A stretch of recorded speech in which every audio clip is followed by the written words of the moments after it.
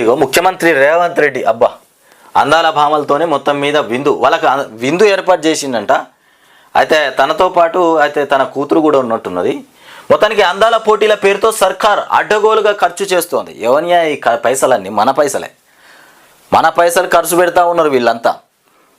మనకి ఇవ్వాల్సినటువంటి పైసలు, ఇందిరమ్మ ఇల్లు కోసం ఇచ్చే పైసలు, రైతు బంధుకి ఇచ్చే పైసలు, రుణమాఫీ చేసే పైసలు, పెన్షన్లు పెంచుతామని దొంగ మాటలు చెప్పినటువంటి ఆ డబ్బులన్నీ అందాల భామలకు ఉపయోగిస్తూ ఉన్నారట.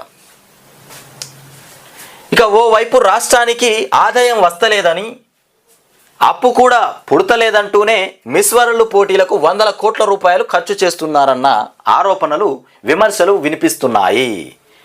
ఇక్కడ చూడుర్రి, రాష్ట్రం కోసం ఖర్చు పెట్టడానికి రూపాయి అప్పు పుడతలేదని చెప్పిండు రేవంత్ రెడ్డి. సభాముఖంగా చెప్పిండు, ఓ సభలో ఓ మీటింగ్లోనే చెప్పిండు.